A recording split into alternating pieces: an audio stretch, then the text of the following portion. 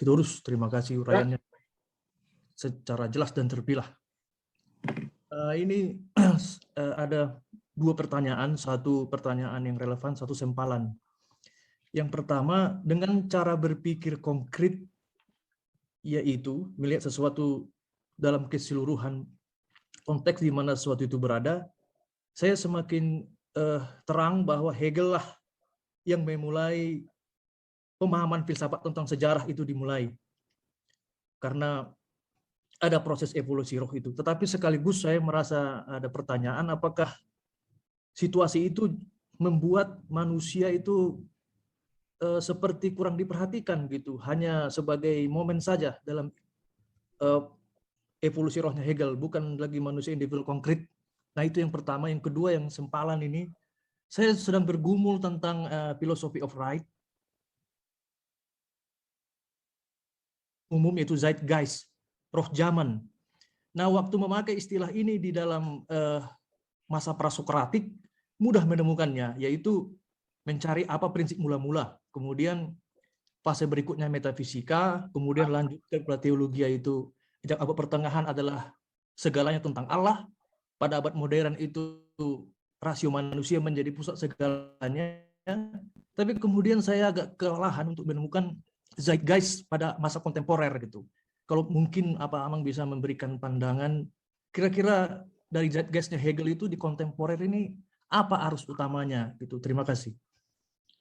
Oke, terima kasih Pak Wade ya. Jadi memang di satu sisi Hegel itu sangat teologis ya, sangat teologis. Jadi oh ya, di paper saya juga saya menulis bahwa Karl Barth itu berkatakan mengapa kiranya Hegel itu bagi Protestan tidak seperti Aquinas sebagai Katolik gitu ya. Itu. Jadi menurut Karl Barth itu dengan sistem filsafat Hegel yang mengunggulkan Protestantisme dan memberi basis filosofis mengenai Tuhan, konsep Tuhan, harusnya menurut dia Hegel itu sudah menjadi santo gitu ya bagi Protestan, sebagaimana Aquinas sebagai Katolik ya. Dia mengatakan itu ya. Karl Barth mengatakan itu ya. Nah, ada benarnya ya kalau kita membaca Hegel itu Tuhan itu menjadi sangat rasional gitu ya, sangat rasional. Konseptual semua bisa dijelaskan ya. Oke, good. Nah, yang pertama tadi, apakah manusia menjadi kurang diperhatikan? Memang ada kesan seperti itu ya. Seakan-akan karena subjek sejarah itu adalah Allah, segala-galanya memanifestasikan dirinya, seakan-akan manusia itu robot-robot saja, semacam wayang gitu ya. Jadi Tuhan itu seakan-akan seperti dalang ya. Dia suka-sukanya dia membawa sejarah kemana gitu ya. Hegel mengatakan memang kelihatannya seperti itu, tapi tidak gitu ya. Jadi dia bilang begini, memang dalam kenyataan sehari-hari manusia itu bebas ya, kita bebas. Misalnya Napoleon bikin perang gitu ya, Hitler juga bikin seperti itu, semua bebas ya. Manusia itu hidup dengan keinginan-keinginannya, tetapi dia bilang yang bermain sebenarnya di balik itu semua adalah roh itu sendiri. Ya.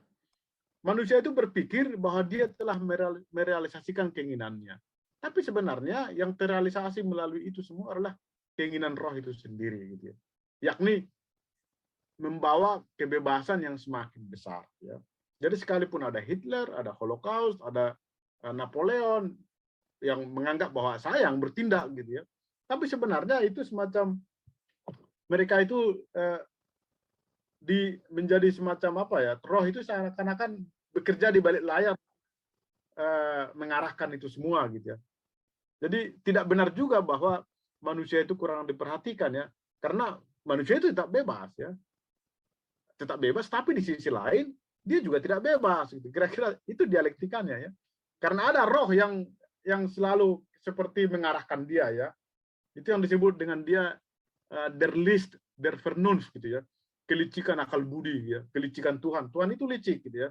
Dia membebaskan manusia melakukan apa saja keinginannya. Tapi sebenarnya dia mendompleng di belakang gitu ya, dan mengarahkannya gitu ya. Nah itu cara dia. Jadi tetap manusia itu sebenarnya menjadi aktor ya. Tetapi Hegel melihatnya manusia itu tidak sepenuhnya bebas, walaupun dia bebas karena Tuhan itu berperan di belakang.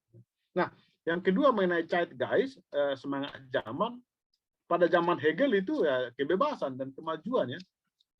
Karena kalau kita membaca filsafatnya itu adalah optimisme yang sangat yakin terhadap kemajuan dan kebebasan ya, itu yang kemudian banyak dikritik oleh Adorno, filsuf-filsuf yang juga Hegelian sekaligus anti-Hegelian. Ya. Adorno kan juga menggunakan konsep-konsep Hegel, negatif dialektik segala macam ya. Dia anti-Hegel tapi sekaligus dia Hegelian. Ya. Nah, jadi zeitgeist sebenarnya dalam keseluruhan filsafat Hegel itu adalah kebebasan dan rasionalitas dan kemajuan. Itu seakan-akan sejaman ya, manusia itu sangat rasional ya, dan juga percaya pada the idea of progress gitu ya, of progress dan kemajuan itu sebenarnya spirit di belakang itu semua.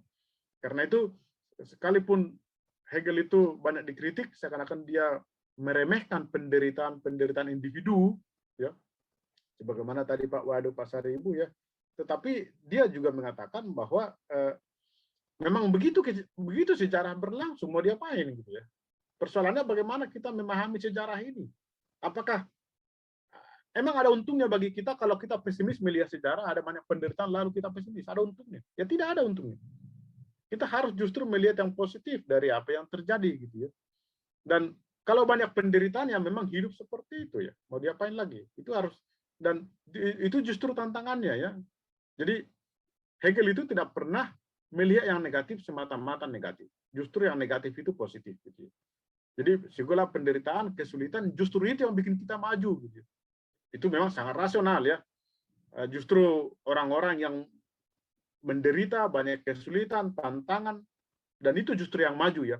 Kalau hidup enak-enak saja, ya kita tidak akan maju gitu. Kira-kira begitu Pak Wadio.